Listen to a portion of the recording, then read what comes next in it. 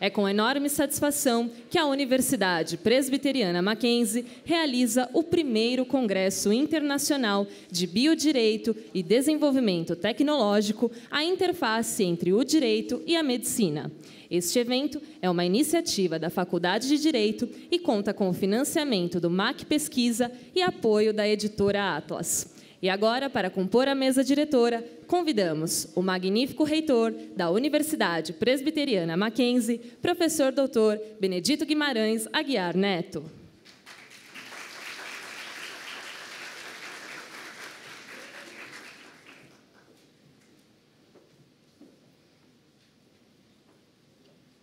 Do Instituto Presbiteriano Mackenzie, entidade mantenedora da Universidade Presbiteriana Mackenzie, convidamos o excelentíssimo presidente Maurício Melo de Menezes.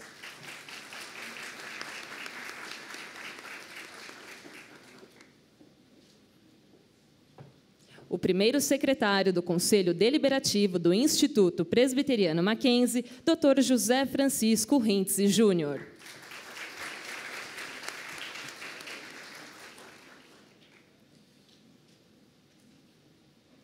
O diretor da Faculdade de Direito da Universidade Presbiteriana Mackenzie, professor doutor José Francisco Siqueira Neto.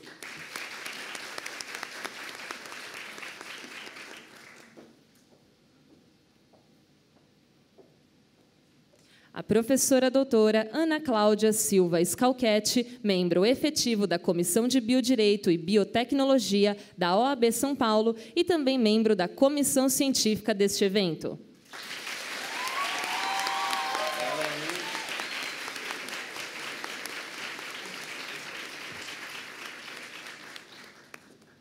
O coordenador adjunto de graduação da Faculdade de Direito da Universidade Presbiteriana Mackenzie e também membro da comissão científica deste evento, professor doutor Carlos Eduardo Nicoletti Camilo.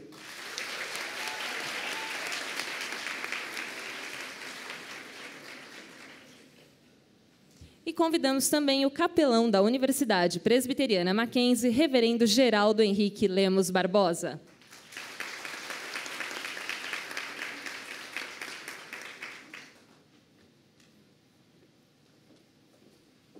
Para realizar a abertura oficial deste evento, convidamos o professor doutor Benedito Guimarães Aguiar Neto. Bom dia a todos, é com grande satisfação que declaramos aberto o primeiro Congresso Internacional de Biodireito e Desenvolvimento Tecnológico. Para realizar um momento de reflexão bíblica, convidamos o reverendo Geraldo Henrique Lemos Barbosa.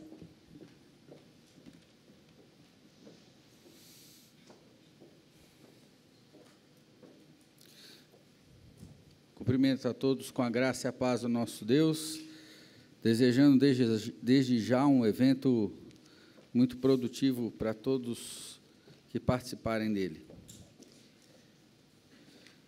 As últimas décadas têm trazido à humanidade uma imensa revolução nas áreas da biotecnologia e da medicina. E, como consequência disso, o questionamento ético e jurídico acerca dos temas jamais imaginados. Eu pesquisei no dicionário enciclopédico de teoria e sociologia do direito o que vinha a ser biodireito, ramo do direito que trata da teoria, da legislação e da jurisprudência relativa às normas reguladoras da conduta humana, em face dos avanços da biologia, da biotecnologia e da medicina. Por isso, acho tamanha importância desse primeiro congresso internacional na Universidade Presbiteriana Mackenzie. Mas eu queria dizer a todos vocês que estão aqui essa manhã que a Universidade Presbiteriana Mackenzie, ou o Instituto Presbiteriano Mackenzie, ela é regida desde o seu nascedouro, ela se rege pelas Sagradas Escrituras, pela Palavra de Deus. Então, nossos princípios éticos, nossos princípios de valores, eles estão todos permeados nas Sagradas Escrituras. E um texto que eu gostaria de ler com todos vocês aqui, encontra-se na Epístola de Paulo aos Romanos, capítulo 13, porque o que deve permear o cumprimento das leis é o claro entendimento do que somos e do que desejamos ao outro. Romanos capítulo 13, versículo 8, diz assim: a ninguém fiqueis devendo coisa alguma, exceto o amor, com que vos ameis uns aos outros, pois quem ama o próximo tem cumprido a lei. Por isso, não adulterarás, não matarás, não furtarás, não cobiçarás, e se há qualquer outro mandamento, tudo nessa palavra se resume: amarás o teu próximo como a ti mesmo. O amor não pratica o mal contra o próximo, de sorte que o cumprimento da lei é o amor. Eu queria destacar esta manhã o amor. O amor ao discutirmos sobre biodireito, o amor por discutirmos bioética, biotecnologias, medicina, porque quando nós fazemos isso, nós estamos cumprindo o papel de Cristo. E é muito interessante o que a primeira epístola de João, capítulo 3, versículo 16, fala. Porque João 3,16 diz assim: porque Deus amou o mundo de tal maneira que enviou o seu Filho unigênito para que todo aquele que nele crê não pereça, mas tenha vida eterna. E primeira epístola de João, capítulo 3, versículo 16, diz assim: nisso conhecemos o amor, que Cristo deu a sua vida por nós e devemos dar nossa vida pelos irmãos. Por isso que eu gostaria que a gente refletisse essa manhã sobre o amor, porque é com amor que podemos construir uma bioética, um biodireito, segundo os padrões das Sagradas Escrituras, visando o bem do próximo, visando o bem do outro, e não o bem de toda uma indústria também da medicina, da farmácia que nós temos hoje. Por isso eu gostaria que vocês estivessem atentos, com os olhos e as mentes abertas, para as discussões que vocês terão aqui. E nessa hora eu oro a Deus, e vou orar com vocês também, rogando a Ele que a gente realmente saiba e desenvolva em nossos corações esse amor ao próximo, que rege as Sagradas Escrituras. Vamos nesse instante orar, e eu agradeço a Deus por todas as vidas que estão aqui, e abra suas mentes, para que as discussões sejam discussões que venham realmente a trazer benefícios para a sociedade de um modo geral. Oremos então e entreguemos a Deus este momento também. Santo Deus, eterno Pai, nós louvamos o Teu nome, Senhor, porque o Senhor é bom e a Sua misericórdia dura para sempre. Sabemos que, Senhor, se seguirmos os princípios éticos, morais e os valores regidos na Tua palavra, Senhor, faremos muito bem à sociedade em que vivemos. Ó Deus, que cada discussão seja permeada pelo amor ao próximo, pelo bem ao próximo, pelo bem comum, Senhor, para que realmente possamos construir uma bioética, um biodireito que seja, Senhor, que traga benefício, Senhor, para todas as pessoas. Muito obrigado pelo Instituto Presbiteriano Mackenzie, pela Universidade Presbiteriana Mackenzie, pelos nossos alunos, nossos docentes, e entregamos esse evento em Tuas mãos. E oramos assim em nome de Jesus. Amém. Amém. Deus abençoe a todos.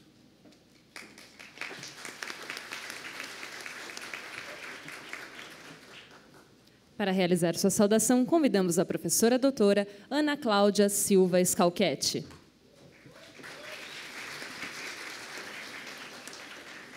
Bom dia a todos. É com muita alegria que eu saúdo o nosso magnífico reitor, o Dr. Benedito Guimarães Aguiar Neto, em nome de quem eu cumprimento todas as demais autoridades na mesa, citadas pelo nosso cerimonial. E nesses 2 minutos de saudação, no início desse congresso, a minha primeira palavra é de boas-vindas. Boas-vindas aos alunos, boas-vindas aos participantes externos que se inscreveram, médicos, psicólogos, estudantes das faculdades de medicina, biologia. Boas-vindas aos participantes que tão gentilmente saíram de seus afazeres para colaborarem com esse nosso congresso, os que estão presentes aqui já do primeiro painel. Cumprimento a todos em nome da professora Ruth Teixeira Pedro que é a nossa palestrante que saiu dessa cidade um bocadinho longe da cidade do Porto, de Portugal, para nos brindar com o seu conhecimento. E, além das boas-vindas, a minha palavra é de agradecimento. Agradecimento à universidade por acreditar nesse nosso projeto, nesse nosso congresso internacional, ao Instituto por nos apoiar em todas as nossas iniciativas. Este congresso tem o financiamento do MAC Pesquisa. Nós participamos de um edital para conseguirmos tudo o que fosse necessário para realizarmos esse nosso evento. E, sobretudo, o apoio da nossa Faculdade de Direito, dirigida pelo professor José Francisco Siqueira Neto, que, desde o primeiro momento, comprou a nossa ideia, apoiou a nossa iniciativa de realização desse Congresso Internacional de Biodireito, e agradecimento ao grupo de pesquisa de Biodireito e Biotecnologia. Eu tenho um parceiro nesse grupo, que é o professor Camilo, que compõe essa mesa, e eu tenho professores queridos, professora Márcia, professora Renata, professora Patrícia, nossa mestranda Lara, os membros do grupo que, se não fosse por eles, o evento não teria sido organizado. E, nessas últimas 3 semanas, a minha palavra de agradecimento é para o trabalho intenso desenvolvido pelos nossos monitores voluntários, que eu agradeço em nome das monitoras Ana e Maria, que trabalharam diuturnamente para que esse nosso evento pudesse começar. E minha última palavra é, aproveitando as palavras do nosso reverendo Geraldo Barbosa, amor. Desde o primeiro dia, reverendo, o amor foi a nossa principal busca, né, aqui. Não só na escolha dos temas, mas trazendo esses temas para a Faculdade de Direito, com a participação da Faculdade de Medicina. Direito e Medicina cada vez mais se complementam, tem pontos de tangência que ainda não estão resolvidos, desde o início da vida até o fim dessa mesma vida. Estou falando das células-tronco, estou falando da eutanásia, distanásia, ortotanásia, meio da vida, reprodução humana assistida. Ontem nós tivemos uma nova resolução do Conselho Federal a respeito dessa área da medicina, uso de animais para experiências científicas e assim por diante. São 8 temas palpitantes que, por si só, poderiam gerar, cada um novo congresso. E agradeço, então, nessa manhã, nessa breve saudação, todos os presentes. Espero que tenhamos um congresso abençoado, cheio de amor e com muitos frutos para o nosso direito e para a nossa medicina. Muito obrigada.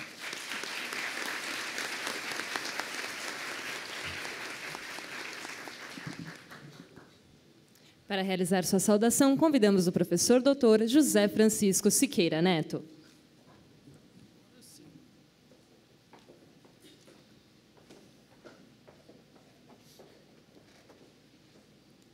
Magnífico reitor, professor, doutor Benedito Guimarães Aguiar Neto, digníssimo reitor da Universidade Presbiteriana Mackenzie, em nome de quem eu saúdo todas as autoridades que compõem a mesa, nominadas pelo nosso cerimonial. Minhas senhoras, meus senhores, meus caríssimos alunos, é com muita satisfação que eu participo da abertura desse congresso, inicialmente saudando os nossos professores convidados que vieram de outros lugares do país e do exterior para brilhantar esse evento, para dar a sua contribuição, para fazer uma interlocução absolutamente candente e necessária, e, mais do que isso, a participar de uma atividade acadêmica que tem começo, meio, fim e que tem consequências decorrentes de um grupo de pesquisa, aliás, de 2 grupos de pesquisa da nossa faculdade. Queria agradecer também aos professores da faculdade, do Brasil, mas, sobretudo, os professores internos, já que eu saudei os externos, pela participação no evento, em todos os sentidos, na organização, na escolha do temário, na articulação da estrutura do congresso, enfim, com todo o carinho, com todo o zelo, que nós somos testemunhas do empenho dessa equipe valorosa, coordenada pela professora Ana Cláudia Silva Scalchetti, pelo professor Camilo, professor João Paulo Podismani, que são os 3 líderes dos grupos de pesquisas que originaram esse congresso. E também o comitê científico, integrado pelos professores, pelos alunos de pós e de graduação, toda a equipe de apoio, a equipe de suporte acadêmico de eventos da faculdade, secretaria. Essa é uma atividade que mobilizou muito a nossa faculdade, mobilizou de uma maneira absolutamente, digamos, virtuosa, né? Realmente contagiante observar o empenho que todos que trabalharam na estrutura desse congresso tiveram. Então, meu agradecimento especial a todos vocês e, mais do que isso, a minha parabenização, né? É um evento de alto nível, um evento... Eu estava dizendo outro dia para a Ana Cláudia, quando você disse que tem o primeiro, pressupõe que terá o segundo. Portanto, é bom já organizar o segundo, né? E estabelecer por favor, de acordo com as normas da CAPES, para a gente poder ranquear e qualificar os eventos, né? E mais do que isso, para a gente transformar esse evento num ponto de encontro de pesquisadores. Isso que é o mais importante de tudo. É uma faculdade que faz uma articulação da graduação com a pós-graduação, baseada e lastreada nos seus grupos de pesquisa. Isso é uma coisa muito importante, não só para a pós-graduação, mas, sobretudo, para a faculdade como um todo. O grande desafio de uma escola que trabalha com qualidade de ensino e de pesquisa e de extensão é exatamente promover essa articulação. É o que nós estamos fazendo agora.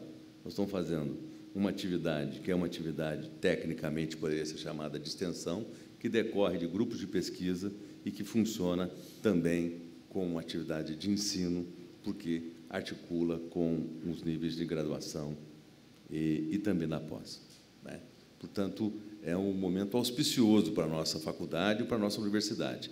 Eu agradeço imensamente o apoio que nós recebemos institucionalmente, né? Não só da reitoria, que sempre nos apoiou de uma maneira até indiscriminada, né?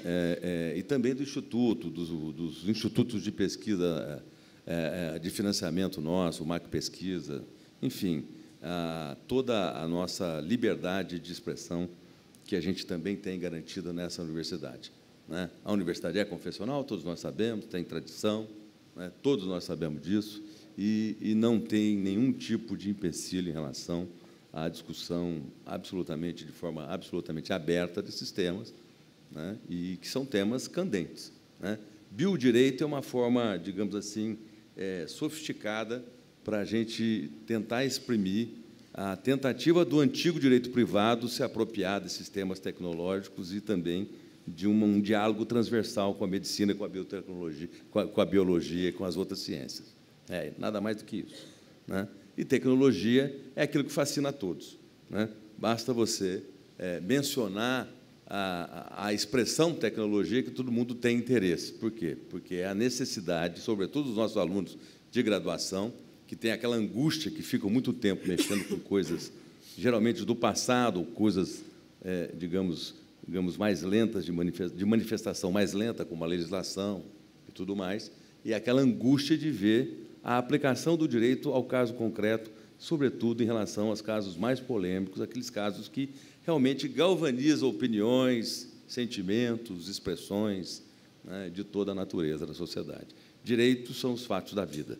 Não tem outra definição mais ampla e mais precisa do que essa, né? São os fatos da vida. Nós não batalhamos contra a vida, nós apenas interpretamos aquilo que a vida nos apresenta. E, às vezes, a gente tenta regular, e, às vezes, a gente regula errado, e aí a gente muda a regulação, né? Mas, na verdade, é um ato, apesar de não parecer isso para todos aqueles que não fazem parte do direito, por motivos óbvios, mas é um ato de humildade, é um ato de extrema humildade. Eu acho que ter compreensão de que nós somos uma parte desse processo e que nós, talvez, sejamos a parte mais sensível, porque nós é que vamos acabar regulando isso.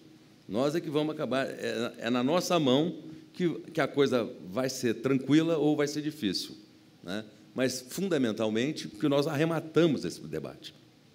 Mas esse debate é muito mais amplo. E ele não é só um debate científico, técnico. Ele é um debate técnico, científico, mas ele mexe com gente. E isso é uma coisa importante da gente ter sempre presente. Nós cuidamos de gente, e gente é diferente. E nós temos que ter, acima de tudo, a compreensão que existem posicionamentos diferentes, que existem visões de mundo diferentes, e nós vamos conviver nesse mesmo ambiente. Esse é o desafio da vida. Esse é o desafio da vida na Terra. Como conviver com as diferenças de maneira que nós possamos ter uma sociedade civilizada e cada vez mais civilizada. Tem um pensador português que diz o seguinte, que a diferença ela é significante de igualdade quando a diferença significa uma degradação. Você reclama a igualdade quando você tem, numa situação específica, um desequilíbrio. E você reclama a diferença quando você tem uma situação que você está descaracterizando determinadas características das pessoas. É a beleza do direito, né? Quando que nós temos que ter igualdade e quando que nós temos que afirmar as diferenças. E esses são os grandes desafios que nós enfrentamos em todas as áreas e nessa área de uma maneira mais específica e mais determinante. Vocês vão mexer com todos os temas que recentemente provocaram emoções no Brasil, salvo uma arbitragem ou outra de um jogo de futebol qualquer, mas, enfim. Mas o que realmente galvaniza corações e mentes no Brasil, nos dias de hoje, são os temas que vocês vão enfrentar aqui, dentro de alguns minutos, com o temário deste congresso. É importante que vocês tenham aquela percepção de usufruir o mais e o máximo possível desta situação.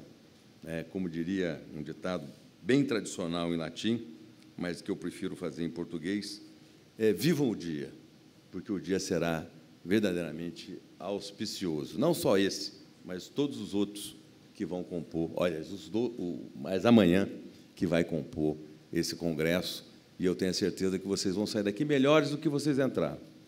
Porque eu acho que o grande digamos, desafio do educador é transformar, com qualquer atividade que ele faça, é fazer com que o seu interlocutor saia melhor do que quando ele chegou. E isso eu tenho a certeza que vocês vão sair. Não só pela qualidade do evento, pela qualidade das pessoas que organizaram isso, pela qualidade dos alunos que participam, né? Mas, sobretudo, pelo vivo interesse de ajudar de uma maneira sincera, a melhorar o mundo. Vivam o dia e tenham, efetivamente, 2 grandes dias. Muito obrigado.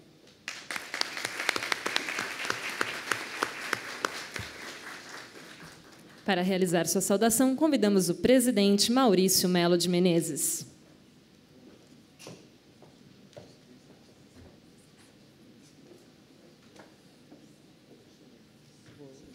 Em nome do reitor, doutor Benedito, e do doutor José Francisco Rintz, que representa aqui o Conselho Deliberativo do Instituto Presbiteriano Mackenzie, nós queremos saudar a todos os participantes da mesa e a vocês, estudantes, professores, palestrantes, também que estão aqui conosco. Nós damos as boas-vindas em nome do Instituto Presbiteriano Mackenzie, que é a mantenedora da nossa instituição.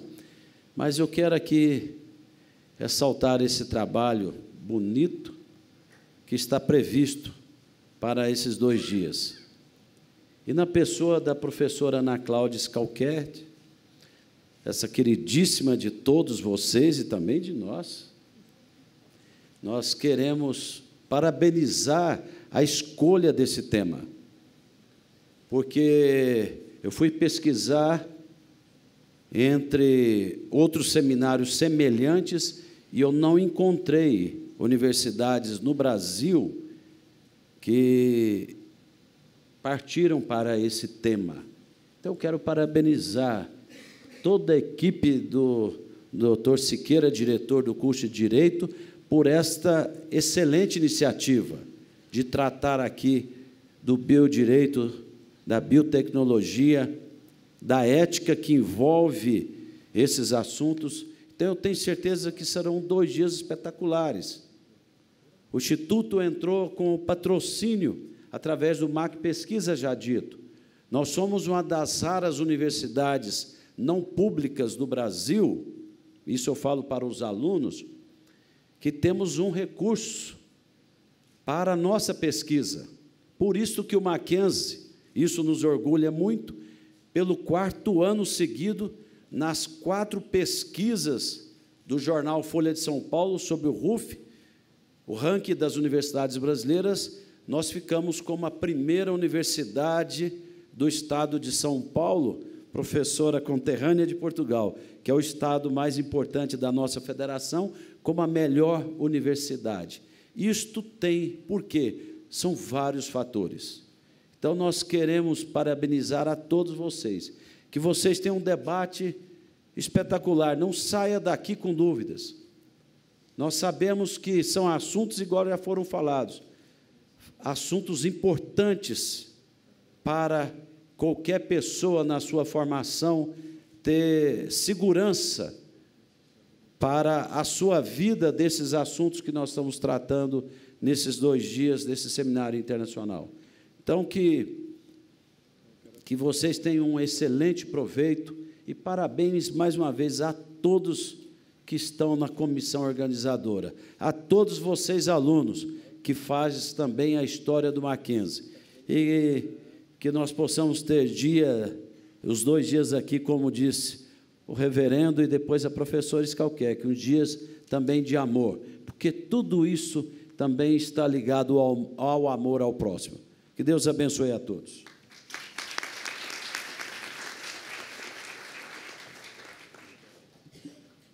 Para realizar sua saudação, convidamos o professor Dr. Benedito Guimarães Aguiar Neto.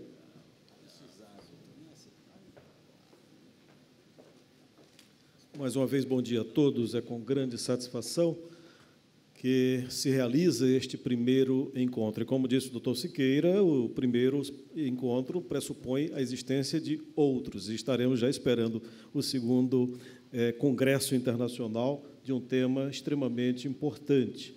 Nós gostaríamos de saudar a toda a mesa já citada aqui pelo nosso cerimonial, pelos que me antecederam, mas eu gostaria de saudar a todos em nome da professora Scalquete, a coordenadora deste evento. Eu sei do grande trabalho que é organizar um evento dessa envergadura e queremos não só saudá-la, mas parabenizá-la pela iniciativa e pelo trabalho que foi realizado e que será realizado agora durante esses 2 dias de realização do evento.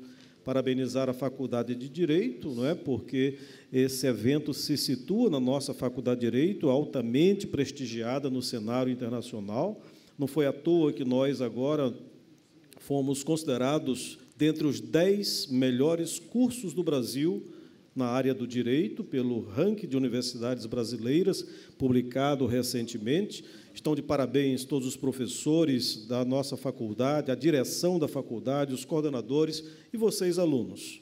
São vocês, alunos, os atores, um dos principais nesse processo interacionista que nós implementamos aqui na universidade, da integração entre corpo docente, corpo discente e conteúdo do que é desenvolvido nos nossos cursos. Nós queremos dizer da nossa grande satisfação pelo excelente desempenho que tem sido observado pela nossa Faculdade de Direito. A nossa grande satisfação também se estende pelo tema que é trazido para o palco de debates aqui na nossa universidade. E essa satisfação, naturalmente, por quê? Porque esse tema faz parte do debate nacional. Não há nada mais atual em termos da relação humana, dos aspectos jurídicos, do que o tema do biodireito hoje, a relação entre a área da saúde, por exemplo, e a área jurídica. Temas dos mais relevantes. Eu estava vendo aqui a programação e me chamou a atenção vários temas, a relação paciente e médico, né? As responsabilidades jurídicas que tem do profissional da saúde nessa relação extremamente controvertida em muitos momentos e que gera algumas questões, e isso naturalmente, faz parte do debate nacional, está na pauta das discussões em todo o nosso país. medicina reprodutiva, só para citar alguns exemplos que me chamaram a atenção, as pesquisas em célula-tronco, os avanços científicos e os limites éticos, dentre outros temas que serão abordados durante este evento. Então, mais uma vez, a nossa universidade, como disse o nosso presidente, eu também não conheço uma outra universidade que tenha trazido para o palco de debate interno temas relevantes, atuais e de grande importância no cenário nacional, na relação que existe entre profissionais da área jurídica e profissionais da área de saúde, e tendo como objeto o ser humano. Como universidade confessional, a nossa posição dentro desse debate amplo da bioética é a defesa pelo direito à vida. O debate é aberto. Nós estamos aqui, como universidade, incentivamos o livre pensamento, o direito de expor as suas ideias. E isso faz parte do contexto universitário. A universidade não pode se fechar em si mesma, ela tem que abrir os seus espaços, abrir o espaço para o aluno, o professor, o mundo lá fora, participar de um debate amplo. Mas a posição nossa é sempre, nesse aspecto específico, em defesa ao direito à vida. Essa é a nossa posição como universidade confessional, e eu tenho certeza absoluta que esses dias serão muito produtivos. E vocês, alunos, aproveitem bastante. É um privilégio estar numa universidade que abre as suas portas para um debate desta dimensão e desta natureza. Aproveitem bem esse momento e desejamos a todos um excelente evento. Muito obrigado.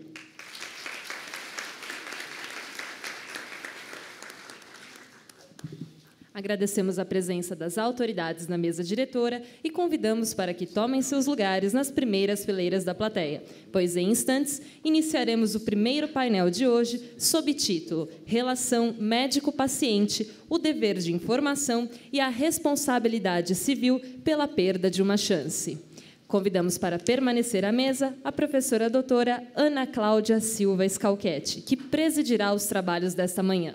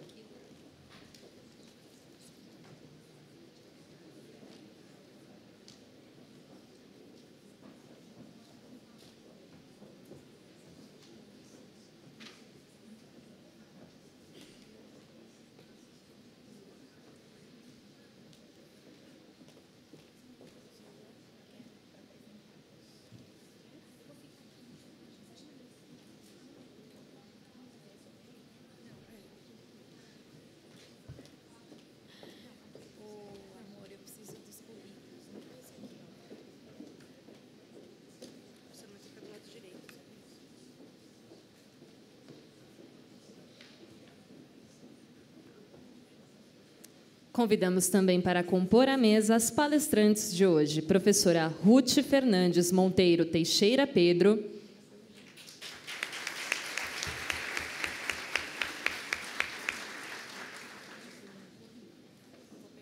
a professora doutora Leontina da Conceição Margarido, A da professora Ruth aqui? Não. Só trocar.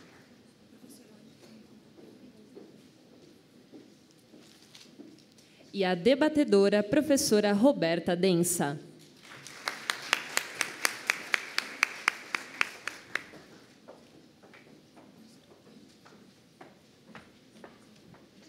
Passamos a palavra à professora doutora Ana Cláudia Silva Scalchetti.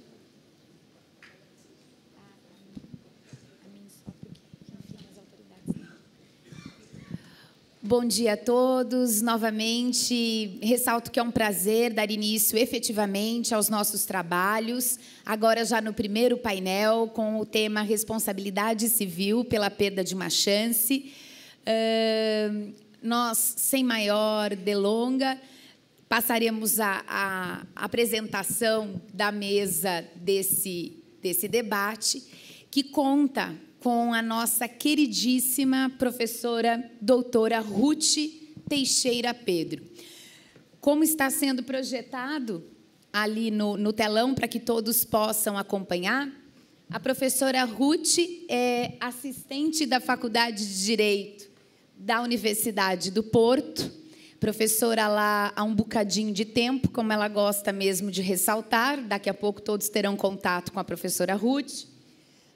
Doutoranda pelo Instituto Max Planck, da faculdade, ou melhor, doutorando pela Universidade do Porto. Eu estou meio torcida aqui, porque, infelizmente, acho que o professor Siqueira levou os meus currículos consigo, então eu estou me torcendo para conseguir ler aqui a apresentação da professora Ruth. Se alguém conseguir me soltar, pelo menos... o microfone eu consigo soltar. Pronto, quebraremos os protocolos. Mestre em Ciências Jurídico-Civilistas e doutoranda pela Universidade de Direito pela Faculdade de Direito da Universidade de Porto. É bolsista, aí sim, do Instituto Max Planck, alemão, e é autora de diversas obras jurídicas nacionais e estrangeiras, incluindo o tema desta palestra, que é o livro da responsabilidade civil pela perda de uma chance, responsabilidade civil do médico pela perda de uma chance. O painel também é composto pela professora doutora Leontina da Conceição Margarido, queridíssima professora, futura coordenadora, se tudo correr bem, do nosso curso de medicina aqui do Mackenzie. Quem sabe teremos o nosso curso em breve. Professora doutora em Medicina, Dermatologia, pela Faculdade de Medicina da Universidade de São Paulo, avaliadora da Comissão Nacional de Residência Médica do MEC desde 2012, reeleita agora para o biênio de 2014, presidente do Departamento de Dermatologia da Associação Paulista de Medicina, delegada da Associação Paulista de Medicina e da Associação Médica Brasileira, conselheira da Sociedade Brasileira de Dermatologia, da Regional de São Paulo, e da Sociedade Brasileira de Dermatologia Nacional. A professora Leontina, se me permite dizer, tem uma especialidade que é de doenças negligenciadas. Muito obrigada, Ana. De doenças negligenciadas, então ela também passará a sua experiência nesse tema. E agora, não mais virando para o telão, apresento minha queridíssima amiga, professora mestre Roberta Densa, que, aliás, é uma das pessoas que tem uma grande importância nesse evento, porque nós tivemos o apoio da editora Atlas, da qual a professora doutora Roberta é diretora jurídica, enfim, para publicações da área jurídica. A professora Roberta é doutoranda e, em brevíssimos dias, doutora, já estou anunciando, professora, em Direitos Difusos e Coletivos pela Pontifícia Universidade Católica de São Paulo, mestre em Direito Político e Econômico pela Universidade Presbiteriana Mackenzie, nossa casa, especialista em Direito das Obrigações, Contratos e Responsabilidade Civil pela ESA, advogada aqui em São Paulo, professora dos cursos de graduação da Universidade de São Judas Tadeu e professora de pós-graduação e cursos preparatórios para concursos. Autora da obra Direito do Consumidor, publicada também pela editora Atlas. Como todos podem perceber, é um painel composto por mulheres, e nós temos esse olhar agora sobre a responsabilidade civil pela perda de uma chance para compartilhar com todos os aqui presentes. Passo a palavra à professora Ruth, desde já agradecendo a sua participação, e a professora irá ao púlpito.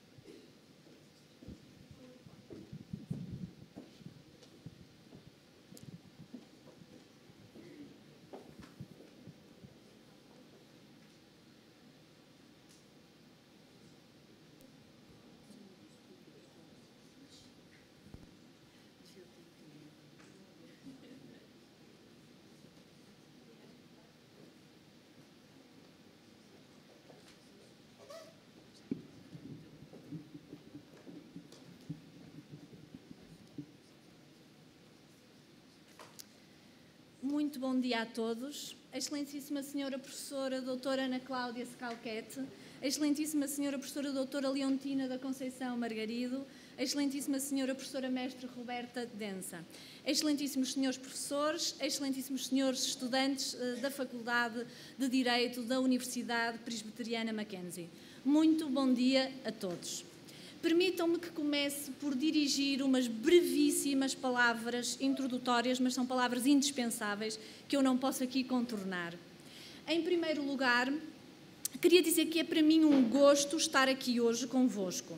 Foi com elevada honra que recebi e aceitei o convite que gentilmente me foi endereçado pelo grupo de pesquisa Novas Fronteiras da Ciência Jurídica, Desenvolvimento e Inovação Tecnológica, Biodireito e Biotecnologia, grupo vinculado à Faculdade de Direito da Universidade de Mackenzie. É então para mim uma grande honra participar num evento organizado por este grupo de pesquisa de uma tão prestigiada universidade brasileira. O prestígio chega a Portugal. Nessa medida, queria deixar aqui um cumprimento institucional à Universidade de Mackenzie, à Faculdade de Direito da Universidade de Mackenzie e ao grupo de pesquisa Novas Fronteiras da Ciência Jurídica. Não posso contornar também uma saudação especial à professora doutora Ana Cláudia Scalquete, que em muito tem excedido o cumprimento da sua missão como membro da comissão científica organizadora deste evento, desde o primeiro momento que me endereçou o convite, que tem sido inexcedível no apoio gentil, no cuidado atento que me tem dirigido. O meu sincero agradecimento por um tão caloroso e tão generoso acolhimento nesta que é a minha primeira vinda ao Brasil. Queria, por fim, acrescentar que é uma honra estar num painel com tão ilustre oradora e debatedora. Feitas estas observações, passarei então à minha exposição. Ciente de que este primeiro Congresso Internacional de Biodireito e Desenvolvimento Tecnológico se desenvolvia sob o mote da interface entre o direito e a medicina e inspirada pelo nome do grupo de pesquisa Novas Fronteiras da Ciência Jurídica, adotei para a minha intervenção este título, que é a perda de chance de cura ou sobrevivência, uma nova fronteira para a responsabilidade civil do médico, e filo sob a forma de interrogação, para patentear, para tornar visível a nebulosidade que rodeia esta figura.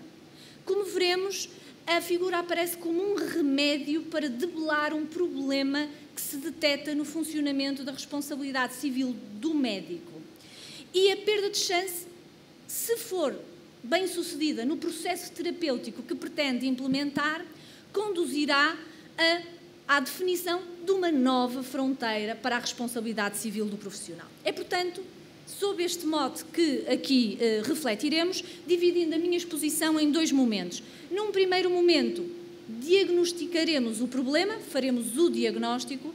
No segundo momento, falaremos de uma das terapias. Não deixarei de dar uma breve palavra relativamente às terapias alternativas, porque também as há. Desde já advirto que é um percurso em que as certezas e as incertezas se entrecruzam. Há problemas difíceis para resolver, estamos conscientes disso e a reflexão que temos feito nos últimos anos leva-nos a formular algumas conclusões que eu aqui vos trago hoje. A minha reflexão é centrada no direito português, mas naturalmente não pude negligenciar uma observação e um estudo de direito comparado. A figura não permitia que negligenciasse o direito comparado. E, portanto, apesar de centrada no direito português, haverá esse contributo. Começando pelo primeiro momento, que se subdivide em três momentos, que eu aqui não vou enunciá-los de imediato, porque o tempo urge. Vamos então... Ora bem, nas últimas décadas assiste-se a um fenómeno que é geograficamente transversal, mas que também se faz sentir em Portugal, de uma acentuação da litigiosidade surgida no âmbito da atividade médica. Quer dizer, tem havido um aumento exponencial do número das ações em que se discute a responsabilidade do profissional médico. Mas, ao mesmo tempo, constata-se a existência de um número muito reduzido, comparativamente ínfimo de decisões que são proferidas em sentido favorável ao doente lesado. Ora, só costuma apontar-se a dificuldade probatória, que, como sabemos e já vamos referir, recai sobre o doente, a dificuldade da tarefa probatória como uma das razões principais para este insucesso do funcionamento da responsabilidade civil nesta área. Ora, no ordenamento jurídico português, e já agora advirto, porque as palavras estão ali num tamanho pequeno, todos os artigos que sejam referidos sem indicação do diploma a que pertencem ao Código Civil português. E, portanto, dizia eu, numa regra que vigora no ordenamento jurídico português, mas que é comum, que é transversal a outros ordenamentos, neste setor de atividade vigora o princípio geral da imputação da responsabilidade civil com base na culpa. Esse princípio consta do artigo 483, número 2 do Código Civil português, norma que encontra paralelo no artigo 927 do Código Civil brasileiro, na primeira parte do artigo, porque a segunda parte do artigo, eu não disse parágrafo único do artigo 927 do Código Civil brasileiro, já que a segunda parte contém uma cláusula geral que não existe no direito português. Mas, portanto, vigora este princípio. E, portanto, quer a responsabilidade do médico seja extraobrigacional ou aquiliana, quer seja contratual, e aplica-se correspondentemente o artigo 483, número 1, para a responsabilidade extraobrigacional e o artigo 798 para a responsabilidade obrigacional ou contratual, artigos que correspondem, apesar de não haver coincidência total, ao artigo 186 e ao artigo 389 do Código Civil brasileiro, mas, portanto, dizia eu, qualquer que seja a modalidade de responsabilidade, e às vezes elas até se cumulam, até há concurso das duas responsabilidades, mas eu não posso falar disso aqui, neste momento, qualquer que seja a espécie de responsabilidade, para surgir um direito a uma indemnização, tem que se demonstrar a reunião in caso de 5 pressupostos. Um ato que pode ser positivo ou negativo, uma ação ou uma omissão, ilícito, ilicitude, a culpa, dano e o nexo causal entre o ato e o dano. Ora, como resulta de uma regra também praticamente universal e que no direito civil português está no artigo 342, o homólogo no direito brasileiro é o artigo 333, inciso 1 do Código de Processo Civil brasileiro, recai sobre o demandante, que é o doente, nas nossas hipóteses, o ónus da prova daqueles pressupostos. Porquê? Porque recai o ónus da prova dos factos constitutivos do direito à indemnização. Esta regra do artigo 342, e nós estamos a cingir-nos ao número 1, que é a que mais nos importa aqui, define de forma tendencialmente estática quem suporta o risco probatório nestas ações, adjudica-o entre as partes e, portanto, distribui assim o risco. Portanto, descontadas situações excepcionais que existem, mas eu não vos vou falar das exceções, depois no debate posso enunciá-las, descontadas as situações excepcionais em que há inversão do ónus da prova, quando existe falta, insuficiência ou contradição do resultado da atividade probatória que não permita ao juiz convencer-se da verificação in caso dos pressupostos da responsabilidade civil, a decisão do julgador vai ser uma decisão que deriva da aplicação das regras da distribuição do ónus probatório e, portanto, vai traduzir-se numa decisão denegatória do direito de indemnização do paciente. Quer dizer, o risco adveniente da incerteza do conhecimento judicial da matéria fáctica corre por conta do doente. Este resultado tem merecido uma reflexão aturada na doutrina de vários países, dado que em muitas situações fácticas, em que se discute a responsabilidade do profissional médico, o julgador deteta, afirma, dá por demonstrada a prática de um ato censurável, reprovável, ilícito e culposo do clínico, do profissional médico, e conhece a grande plausibilidade, mas não com a certeza que revista o grau que o direito demanda, mas uma grande plausibilidade ainda assim, de que aquele ato censurável seja a causa do dano que o doente padeceu. Ora, esta grande plausibilidade não é suficiente para se afirmar em termos jurídicos o nexo causal e, consequentemente, há aqui uma denegação do direito indemnizatório e, portanto, não há uma deslocação do dano para a esfera daquele que praticou o ato ilícito e culposo que, com grande probabilidade, causou o dano.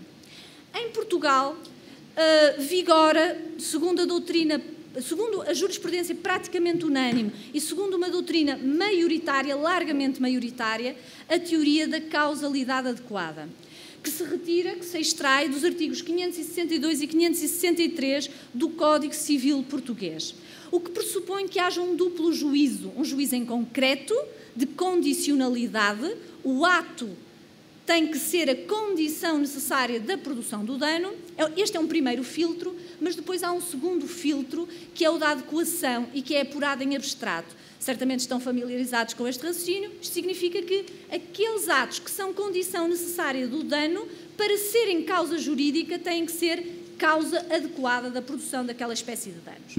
Ora, nas hipóteses que nós aqui vamos considerar, a dificuldade na afirmação do nexo causal situa-se no primeiro momento, situa-se na afirmação do nexo de condicionalidade à luz da teoria da conditio sine qua non.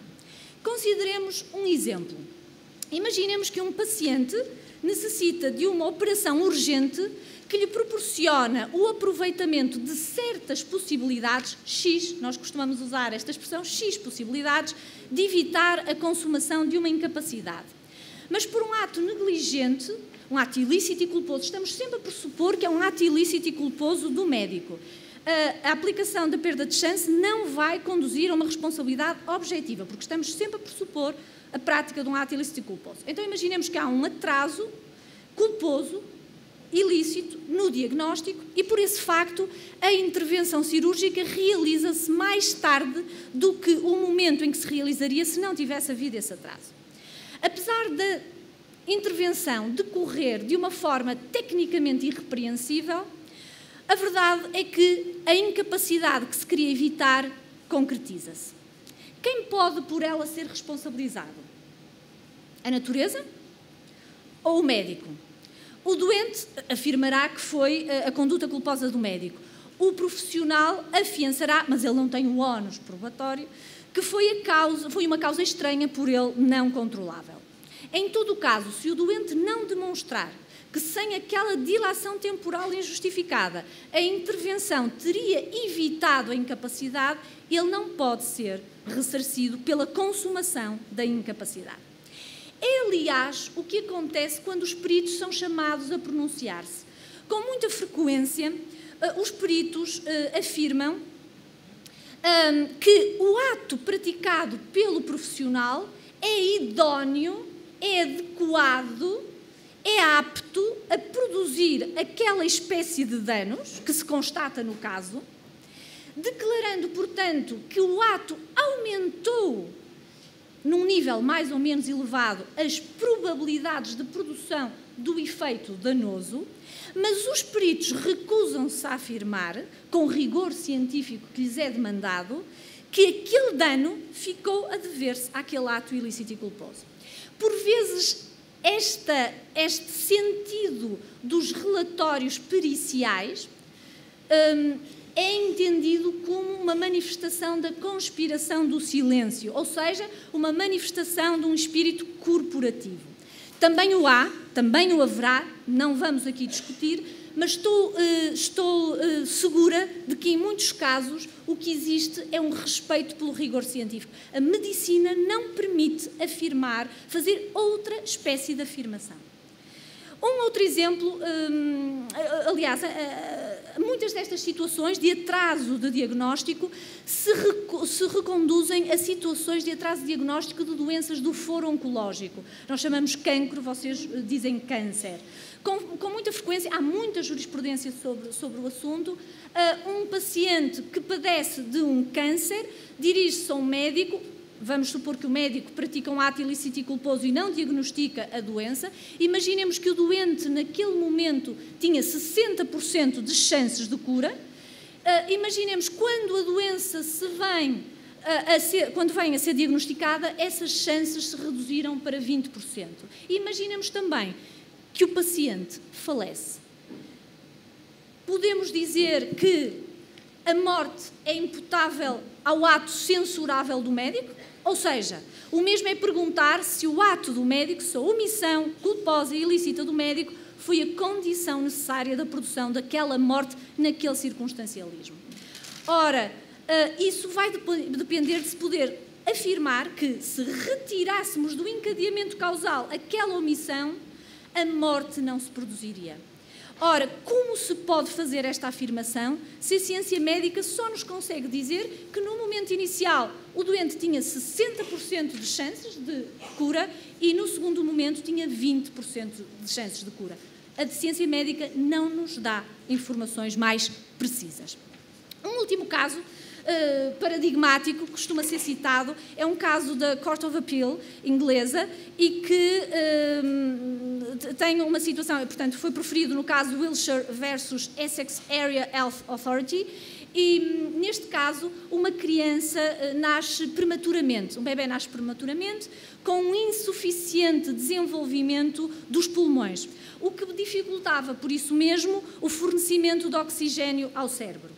Por consequência, o nível de oxigênio tinha que ser monitorizado com muita frequência para se detectar se era necessário fornecer artificialmente oxigênio. Ora, num dado momento, um médico, e fica provado em juízo que o ato é ilícito e culposo, um médico, em vez de colocar o catéter na artéria, como deveria ter colocado, coloca na veia.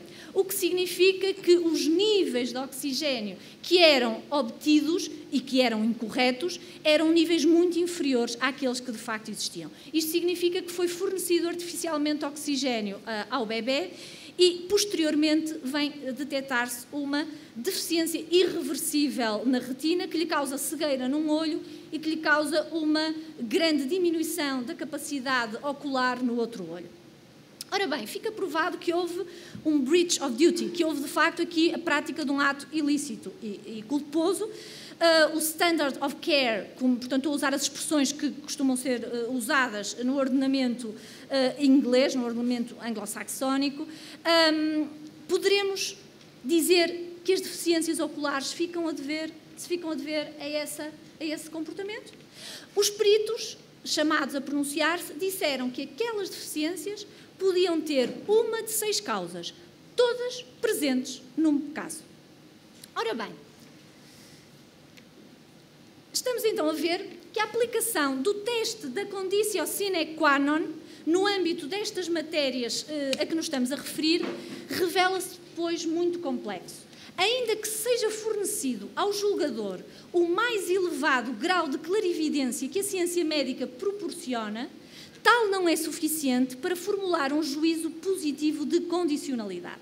Quer dizer, há uma causalidade natural que virtualmente conduziria ao dano. A atuação ilícita e culposa do médico incorpora uma outra causalidade ao curso de acontecimentos, verificando-se então uma interação entre as duas causas, a natural e a iniciada pelo médico, o que dificulta ou impede a tarefa de destrinçar a eficácia de cada uma delas para a produção do dano verificado. Apenas se pode asseverar que, na falta do ato culposo, existia uma chance maior de evitar o dano. Ora, neste contexto, parece-nos, e quando trago aqui o resultado da minha reflexão, ele está ancorado nas leituras que fui fazendo de muitos autores, neste contexto, parece-nos que a desconsideração da chance, neste preciso contexto, pode conduzir a resultados iníquos. Quer dizer, a existência de segmentos causais diversos nestas situações não se repercute, como deveria, parece-me, na responsabilidade do profissional médico e no quantum reparatório que ele seja chamado e seja condenado a pagar. Quer dizer, ao arrepio dos outros ramos do saber científico, o direito não reconhece ainda a incapacidade do juízo humano para alcançar afirmações absolutas em termos de causalidade. Mantém-se preso a uma perspectiva manicaísta do tudo ou nada, que aqui, com frequência, se traduz em nada para o doente. Quer dizer, a complexidade probatória e a inerente margem irrefragável de incerteza gnosiológica na apreensão do decurso dos acontecimentos converte-se num escudo protetor do médico. Por consequência, as regras relativas à distribuição do ónus probatório transformam-se, convertem-se em mecanismos de predeterminação sistemática do insucesso de uma delas, o doente, em favor da outra, o médico. Dá-se uma ampliação injusta, porque excessiva à luz dos fundamentos últimos da responsabilidade civil, dá-se, dizia eu, uma ampliação injusta da área de concretização do princípio casum sentit dominus. Perante estes resultados insatisfatórios, e para debelar esta patologia que foi detectada no funcionamento da responsabilidade civil, tem-se delineado uma intervenção pro damnato, uma intervenção em favor do doente. No caso, o lesado é o doente. Uma intervenção em que a jurisprudência tem tido uma força motriz. Têm sido os tribunais que, nos vários ordenamentos jurídicos, têm levado a dianteira neste aspecto. E, à luz de um conjunto de razões, intervêm em favor do lesado. Quais são as razões? Sinteticamente, sem me demorar aqui, são fundamentalmente aquelas que ali se encontram. A assimetria de relação entre o doente e o médico. O médico é o devedor de uma prestação profissional, é um prestador profissional de assistência médica e o doente credor é, em regra, um leigo nesta matéria. É uma relação de consumo. Segundo, e vou agora acelerar porque o tempo está a urgir, a natureza dos bens violados, que são protegidos constitucional, penal e civilmente. Outra razão, a necessidade de promover uma participação ativa das duas partes na tarefa probatória e, em particular, daquela que é versada na matéria. Mais, a participação daquela que praticou o ato ilícito e culposo que tornou mais difícil a afirmação do nexo causal. Quer dizer que há aqui finalidades sancionatórias nesta intervenção. Última razão. O direito não pode desaproveitar mais a informação que a medicina fornece, que a medicina nos proporciona. A este propósito, recordo sempre a imagem bíblica dos dois cegos em que um guia o outro e estão os dois a aproximar-se do abismo. Parece-me, os peritos médicos referem-se à causalidade médica, que é relativa, probabilística. Os juristas demandam ainda uma condicionalidade uma causalidade parte da condicionalidade. Poderá o direito continuar a ficar cego às especificidades do conhecimento médico? Julgamos que não. E é aqui, neste âmbito, que surgem mecanismos de intervenção. Eu vou ser muito rápida, e depois este PowerPoint poderá ser fornecido, se a organização assim o entender. Tem informação que não é mais adequada para vocês estarem a ler aqui, mas foi já para vos proporcionar também de uma forma sintética os pontos principais desta intervenção.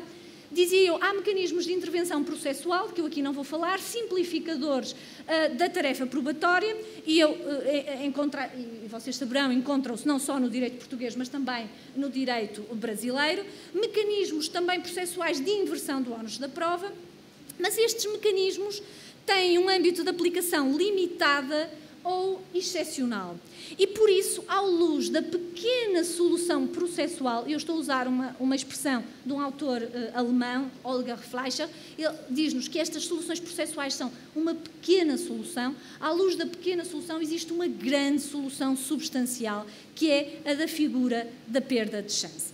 A figura da perda de chance aparece como um desafio à ortodoxia, parece que opera uma revolução na responsabilidade civil, permitindo ultrapassar aquela perspectiva bipolar, manicaísta de que vos falei, do tudo ou nada.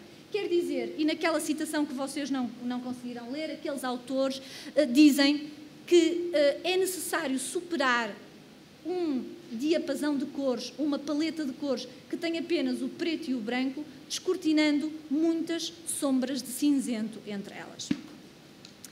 Detectado o problema, e para perceber uma terapia nós temos que perceber bem o problema, e por isso é que dedicámos aqui algum tempo ao problema, passemos à segunda parte da intervenção. A figura da perda de chance é conhecida e aplicada noutros ordenamentos jurídicos. E aqui cito apenas o francês e o italiano, não vos vou amassar com estes dados que ali estão. A verdade é que, quer num, quer noutro, o francês foi pioneiro, por força da intervenção dos tribunais, mas o italiano também aplica com muita abundância esta figura. Detecta-se em ambos os ordenamentos uma aplicação mais frequente e mais extensa, ou seja, o âmbito de aplicação tem sido alargado desta figura. Esta figura já mereceu consagração nos princípios Unidroit relativos aos contratos comerciais internacionais. A elaboração desta figura, reparem que é uma noção pretoriana, é uma noção que foi elaborada pela jurisprudência e por isso é com base na jurisprudência que nós podemos retratar as facti-espécies em que ela pode ser aplicada.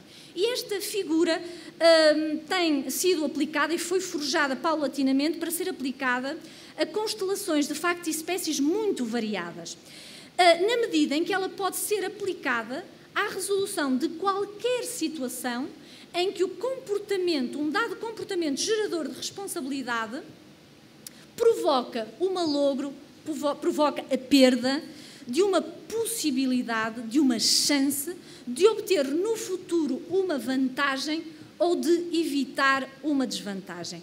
Malogro de uma possibilidade, dada a incerteza da verificação do efeito favorável ou dada a incerteza da possibilidade de evitar o evento desfavorável.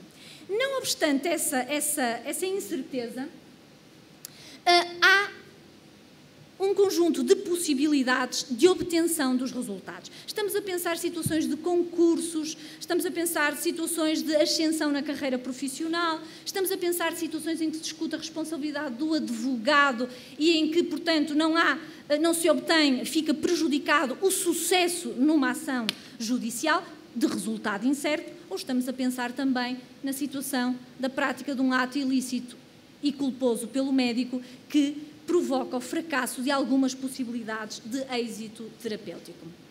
Esta noção pressupõe, então, para a sua aplicação, pressupõe sempre a aleatoriedade do resultado final e pressupõe para a sua aplicação três pressupostos, a reunião de três pressupostos. Tem que existir um resultado positivo futuro, que se pode traduzir em evitar um resultado negativo, portanto, tem que haver um resultado positivo futuro, cuja verificação não se apresenta certa.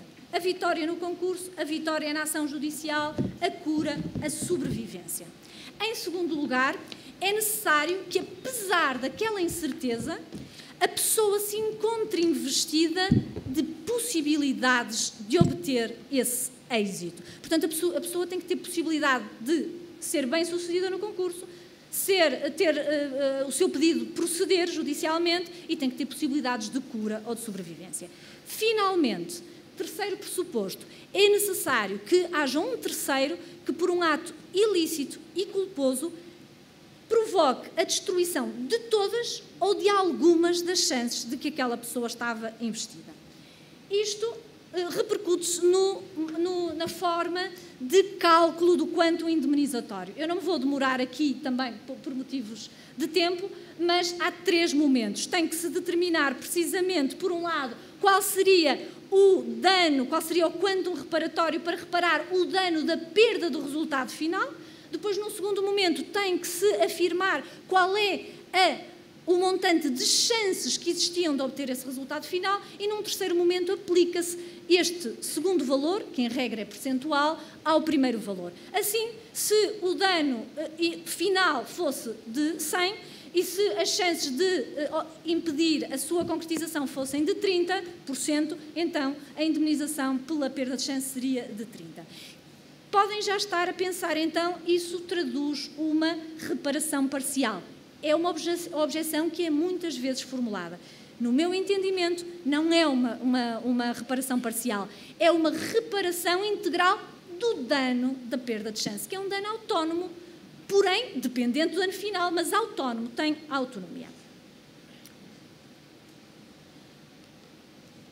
A noção de perda de chance no direito médico é apresentada como uma figura revolucionária. Não é, no entanto, uma novidade.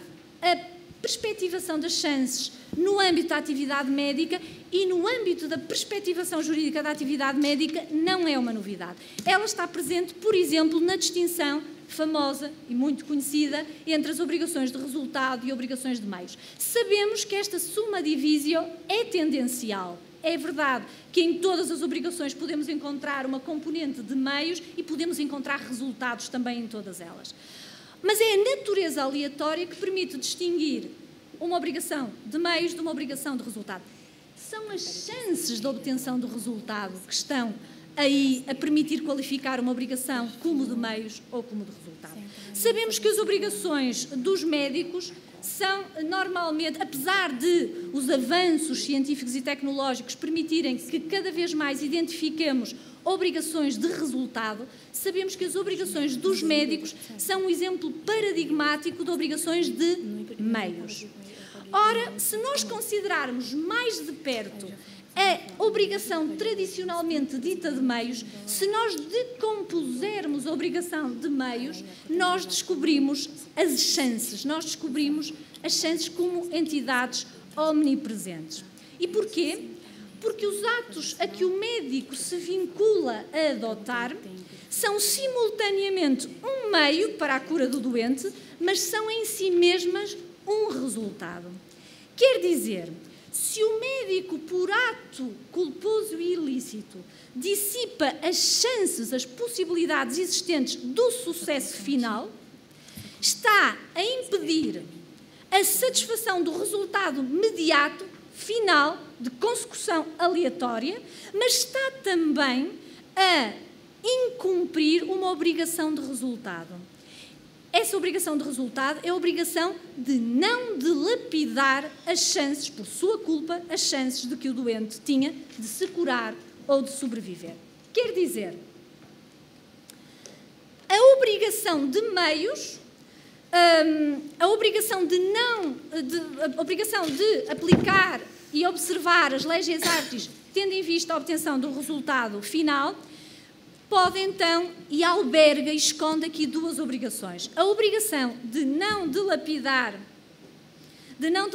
por sua culpa as chances existentes é uma obrigação de resultado. Eu vou então vou finalizar, teria mais para vos dizer. No debate poderemos falar. A perda de chance, deixem-me dizer, professora, 2 minutos, deixem-me dizer, eu procurei aqui apresentar as vantagens da perda de chance, não vos apresentei as vantagens todas, mas não vou deixar na sombra as dificuldades.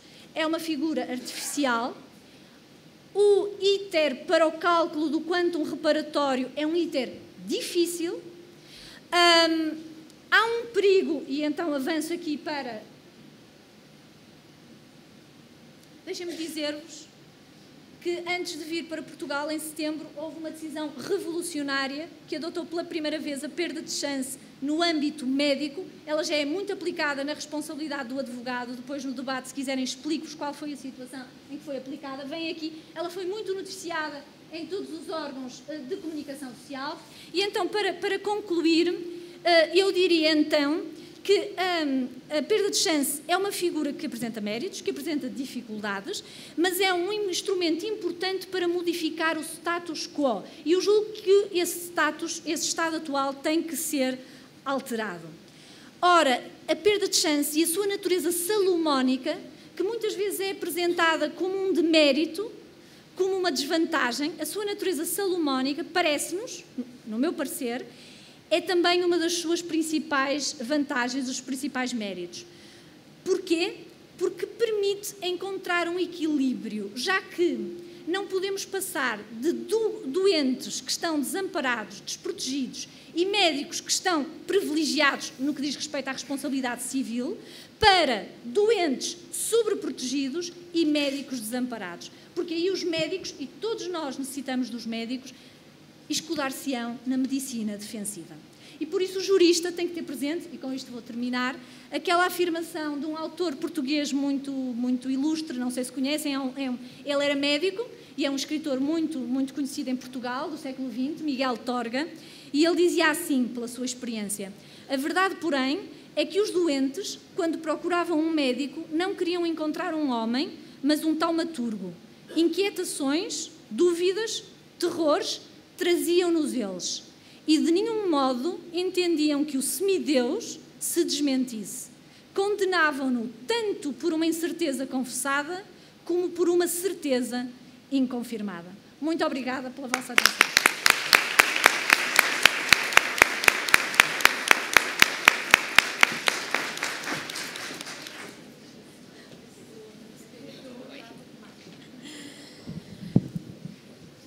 Agradecendo a participação da professora Ruth, eu peço para iniciar a sua conferência, peço que a professora Leontine inicie sua conferência, corrigindo o meu português, e nos brinde com sua visão de médica sobre a responsabilidade civil pela perda de uma chance.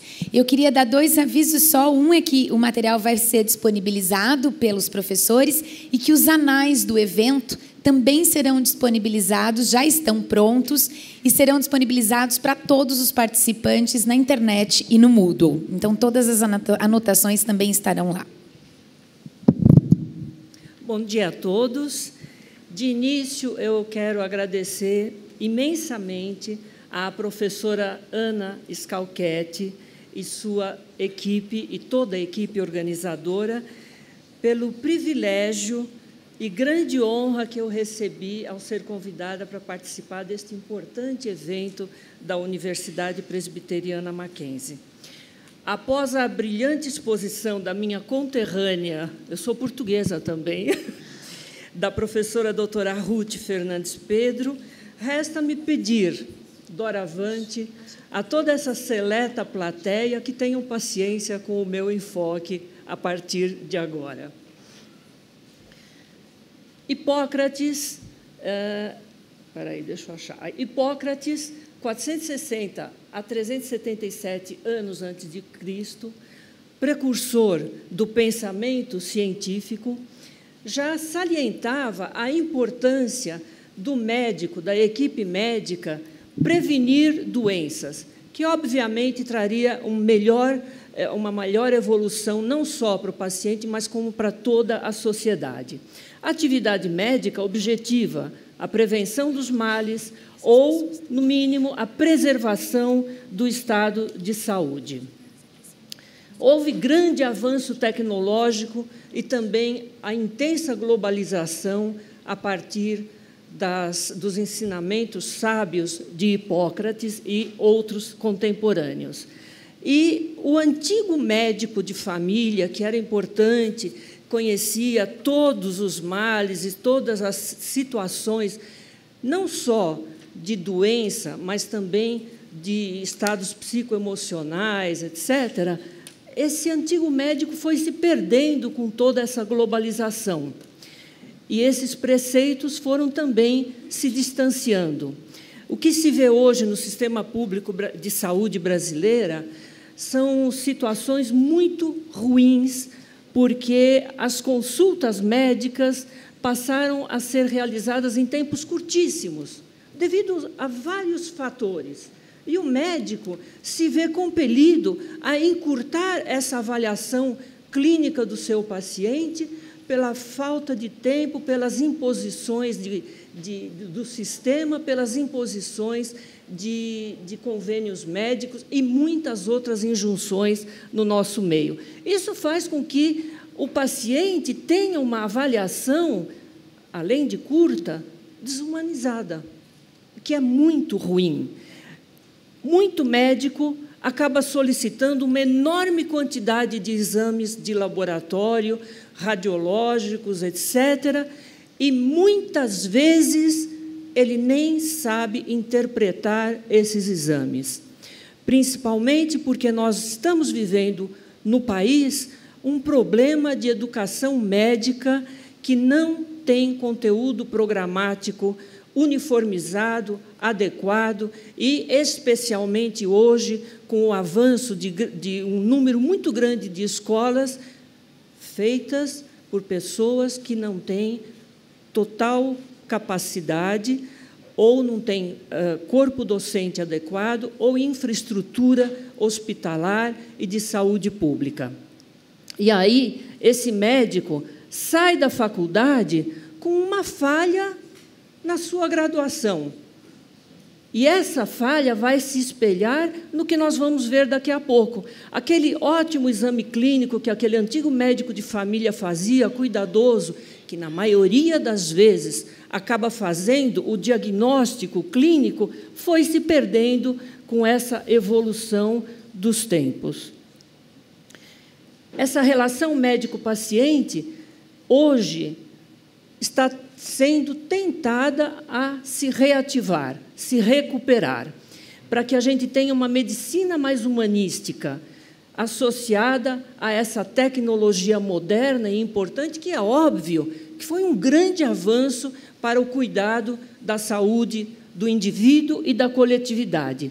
Mas, relembro, hoje o Brasil vive, hoje que eu digo, não é nos últimos anos, há mais de 20, 25 anos, o Brasil vive uma saúde pública que hoje a gente já pode afirmar que vivemos o pior cenário do mundo.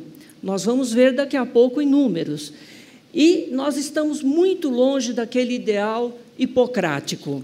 Lamenta-se muito que hoje a medicina esteja subdividida em dois grandes grupos. Uma medicina voltada para uma classe socioeconômica mais elevada, que pode custear um médico que lhe dê atenção no sentido da definição de saúde pela Organização Mundial de Saúde, o completo bem-estar físico, psicossocial e emocional.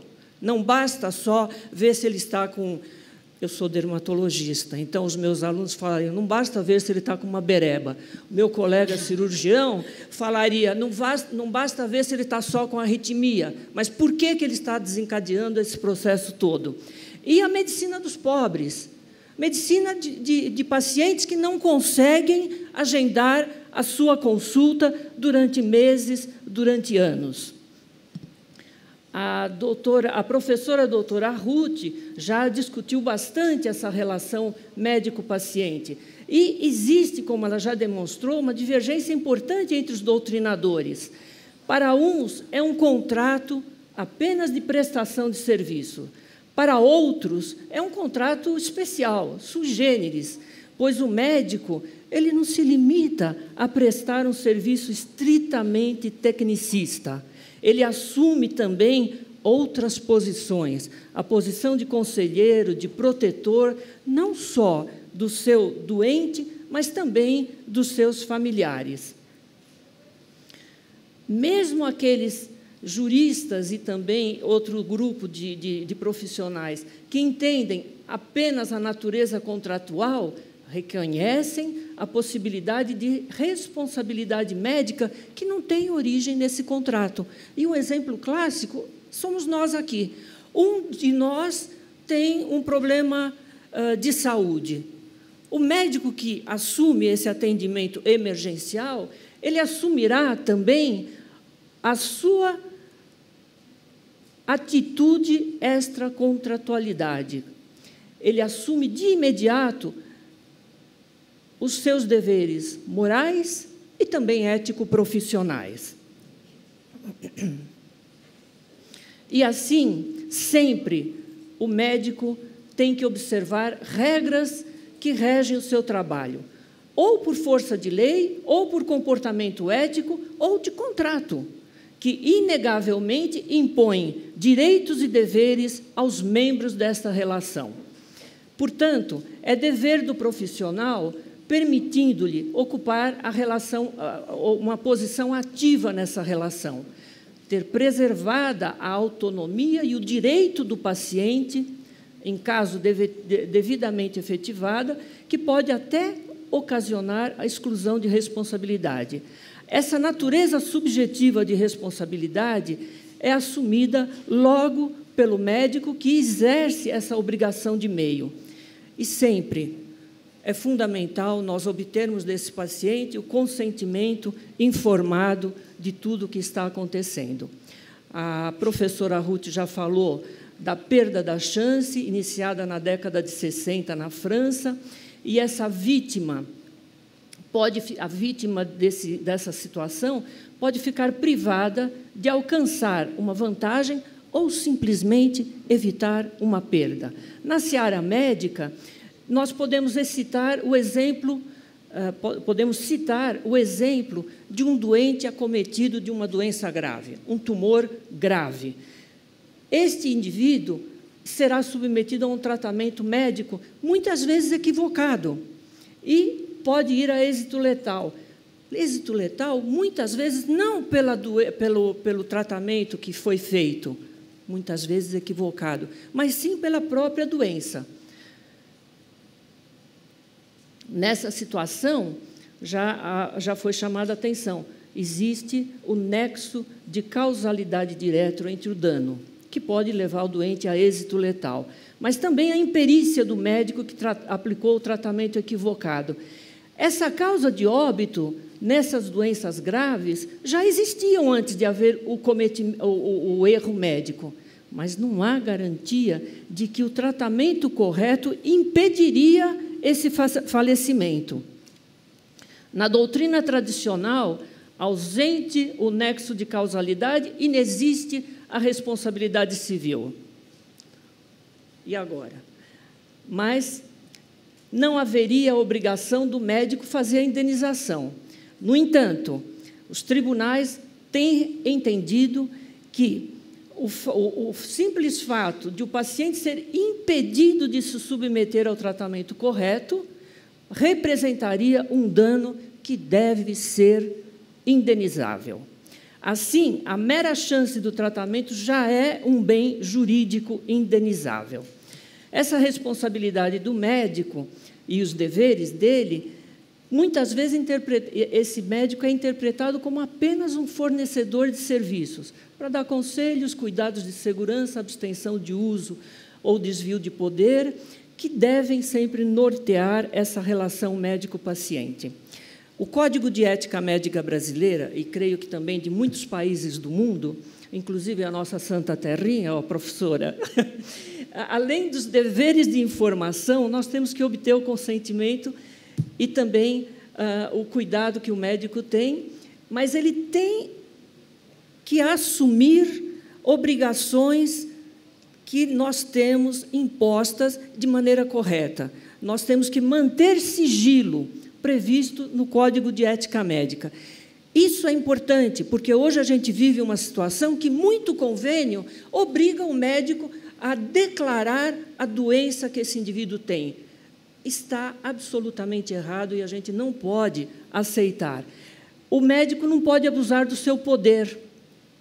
O médico não pode abandonar o paciente sob seus cuidados, mas se ele tiver um problema importante, com um motivo absolutamente justificável, ele tem que assegurar a continuidade do tratamento desse paciente e tratamento feito por um profissional substituto habilitado. Em caso de emergência, nunca nós podemos recusar o atendimento a um paciente. Agora, nós vivemos essa situação da perda da chance.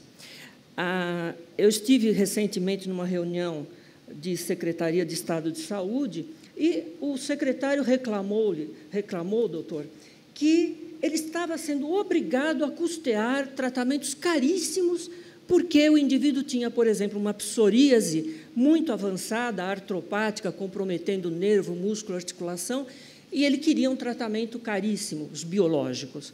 E eles estão vencendo essas brigas, com razão, porque o nosso Código Civil permite isso. Mas existem problemas muito importantes, como a professora Ana Scalchetti falou, que eu me preocupo muito, de doenças milenares ainda não estarem sendo diagnosticadas. E, portanto, o pensamento hipocrático, ainda no século XXI, não está sendo seguido. Nós temos doenças como a tuberculose, a moléstia de Hansen, a antiga lepra, malária e outras que persistem assolando a comunidade com doenças da época de Hipócrates, por isso hoje denominada milenares. Não está sendo feito prevenção e diagnóstico precoce. O sistema de saúde pública do Brasil hoje é um dos piores cenários mundiais. Recentemente, a Organização Mundial de Saúde chama a atenção que nós temos que controlar o que há tempos a gente chamava de grandes endemias brasileiras, também chamadas de doenças negligenciadas ou doenças tropicais negligenciadas. A Organização Mundial de Saúde e a Organização Pan-Americana de Saúde chamam a atenção de 10 principais doenças que eles pedem que os países eliminem no período de 2015 a 2020. Eles relacionam essas doenças com pobreza, mas eu queria salientar muito que nós vivemos num país com grandes diferenças sociais e, portanto, essas doenças, como na antiguidade, como na Idade Média, elas não acometem só o paciente pobre, o paciente da favela. O paciente da classe socioeconômica mais elevada também está sofrendo esse processo. E ele procura um médico de nível muito bom. Só que o médico ele fala, imagina se esse meu doente vai ter lepra. Ele é bilionário. E não é verdade. E aí, esse doente, também de classe social elevada, perde a chance do diagnóstico precoce, perde a chance do tratamento precoce e evolui com incapacidades e evolui disseminando essa moléstia.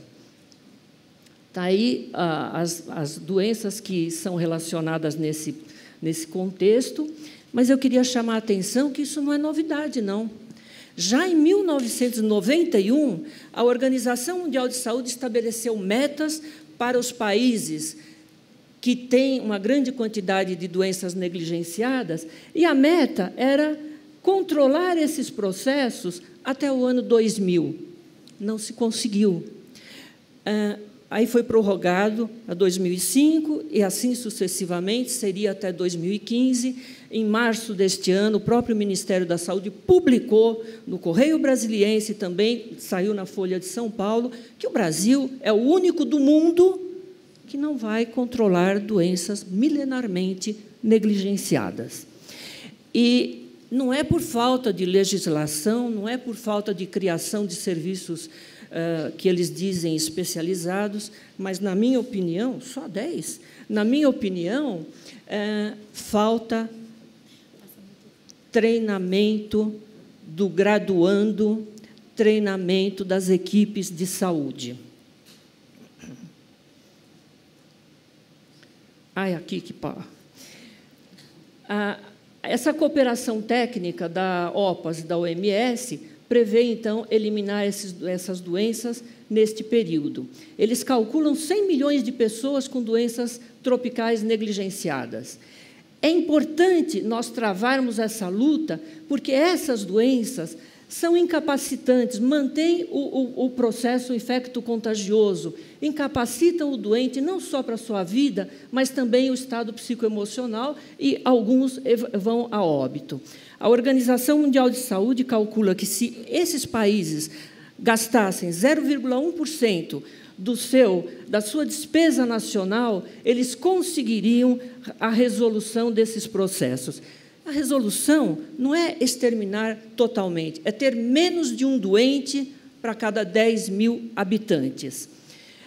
Em relação à tuberculose, que existe desde antes de Hipócrates, há que se citar, em 2013, houve 36,6 doentes para 100 mil habitantes, 2,3 óbitos para 100 mil habitantes. E o Brasil está entre os 22 países que têm 80% de tuberculose mundial. Na pele, esse paciente estava sendo tratado como uma piodermite, uma infecção cutânea, tuberculose. Então, a graduação não está atendendo à formação adequada dos médicos. Saliente-se ainda que tuberculose, em 2010, matou 7 vezes mais pessoas por tuberculose do que por dengue, salientando-se ainda que elas não tinham imunodeficiências como AIDS. Aqui, tuberculose cutânea em paciente transplantado renal, e eu queria falar um pouquinho de moléstia de Hansen, citada já no Egito Antigo, há 3.000 anos antes de Cristo. Na lei israelita, quem fazia o diagnóstico era o sacerdote, e ele dizia: você morre para a vida, mas viverá na eternidade de Deus. Desculpe, reverendo Geraldo. lepra foi a terminologia utilizada na Bíblia, mas lepra queria dizer desonra, vergonha, desgraça. Quando Hipócrates usou a terminologia lepra, ele não se referiu à moléstia de Hansen, ele se referia a uma mancha que aparece na pele e nos cabelos, vitiligo. Mas essa moléstia foi plenamente descrita nos tratados médicos indianos e já naquela época, 600 anos antes de Cristo, subdividida em 2 grandes grupos, que a Organização Mundial de Saúde utiliza de novo essa subdivisão de 1980 para cá. A moléstia foi muito importante na Europa, foi levada da Índia para a Grécia pelos exércitos de Alexandre o Grande. E aí eu peço permissão para estabelecer um paralelo entre o que houve na Idade Média e o que há hoje no nosso Brasil. Guilherme de Tiro era um historiador famoso do Reino de Jerusalém e ele detectou no futuro rei de Jerusalém lesões específicas da famosa e famigerada lepra. Bem, ele chamou o rei, mostrou todo o processo que o menino tinha, ele teve um diagnóstico precoce. Isso aqui é moléstia de Hansen no início. A grande maioria dos médicos diz que isso aí é alergia, diz que isso aí é desencadeada pelo sol, etc., e não pesquisa moléstia de Hansen. É importante a gente treinar as equipes médicas, os graduandos, a diagnosticarem esses casos iniciais para impedir as sequelas graves que vocês vão ver daqui a pouco. Aos 13 anos, o rei Balduíno IV é coroado, já sabidamente com a sua lepra em franca evolução, disseminada em todas as áreas, e a doença começa no nervo. Foi cognominado o rei leproso. Foi um grande herói da Idade Média. Os muçulmanos o chamavam de Al-Khinzir, que queria dizer o porco, em referência ao animal que para eles é condenado, e também porque o rei tinha a moléstia de Hansen. Vocês veem isso no filme Cruzadas, quem assistiu deve lembrar. Voltaire dizia, de tudo que obtivemos e adquirimos nas cruzadas, a lepra foi a única coisa que conservamos, até hoje, desde aquela época, cometendo a nobreza e os plebeus. Desde 2004, a OMS mostra que o Brasil ultrapassa a Índia, considerada berço da moléstia no mundo. Aqui o mapa atual, demonstrando as áreas com maior endemia do mundo. E eu queria salientar novamente, a meta da Organização Mundial de Saúde é ter menos de um doente para cada 10.000 habitantes. O Brasil tem um problema grave. Enquanto a Índia tem a maioria dos seus doentes do grupo não contagiante, nós vivemos num país que 67%, 68% dos doentes são contagiantes. E há muitos anos se considera que todos nós sejamos contato desses doentes. Aqui, diagnóstico inicial, de novo, mancha esbranquiçada discretíssima, que passa despercebida. Depois de 10, 15, 20 anos. Isso aqui é a mão de um médico, um político muito famoso brasileiro, que ficou 9 anos rodando entre os colegas sem diagnóstico da moléstia. Diagnóstico tardio da moléstia, com comprometimento de tudo. A única área não comprometida é o sistema nervoso central. Brasil, 2008. Brasil, 2014. Aqui é um grande industrial brasileiro, reconhecido internacionalmente, que teve dor no braço, foi internado num grande hospital de São Paulo, fizeram diagnóstico de infarto ou então angina. Lógico, tinha mais de 40 anos, tem placa ateromatosa. Fizeram 4 stents, recebeu a alta e uma grande conta hospitalar. Falou, mas a dor continua. Ninguém deu bola para esta bereba do braço. Ninguém. E o cateterismo foi feito neste braço. moléstia de Hansen com polineuropatia importante. Comprometimento articular, e aí nós vivemos hoje, no Brasil, a mesma situação que o rei Balduíno vivia em 1174. Isso, eu quero chamar a atenção, a mesma coisa, o rei Balduíno, grande herói das cruzadas, já tinha perdido as pernas, tinha perdido um braço, igualzinho ao nosso brasileiro de 2008. Sífilis congênita, mesma situação. Por que eu estou mostrando tudo isso? Porque... Tá, já vou terminar, 1 minuto. Porque nós temos muitos planos, nós temos muita legislação, mas a escola, a graduação não está sendo adequadamente trabalhada. E nós continuamos com os problemas endêmicos. Quando a gente faz campanha nas favelas e áreas carentes, a gente encontra um grande número de doenças. Por que eu insisto no diagnóstico precoce? Porque o doente vai ter, amanhã, toda a razão de pedir indenização da sua doença pela falta de diagnóstico e tratamento. E ele vai ganhar. Agora, eu queria pedir aos grandes juristas que estão aqui que a punição não tem que ser só voltada para esse médico. Ele é filho de um contexto. Ele é filho de um Ministério de Educação e Cultura e de Saúde que não trabalharam adequadamente esse indivíduo, que muitas vezes pagou uma fortuna para estudar e não recebeu o credenciamento adequado. Eu acredito que o padrão ouro é a capacitação dos graduandos na classe médica. Cursos para toda a área da saúde, porque a doença compromete todos os órgãos e sistemas, menos o sistema nervoso central. Aumento de doses de BCG também diminuiria esses problemas. E, felizmente, o biodireito tem tido uma preocupação importante. Está aqui um capítulo que a professora Ana Cláudia Scalchetti, a Patrícia Vanzolin e eu pude contribuir um pouco com essa preocupação. Então, nós temos que lutar para que a saúde, que é o direito de todos e o dever do Estado, que está na Constituição Brasileira de 88, seja cumprida e que os serviços públicos funcionem adequadamente, mas com as ressalvas que eu acredito que nós temos que melhorar a escola brasileira. Muito obrigada, perdão.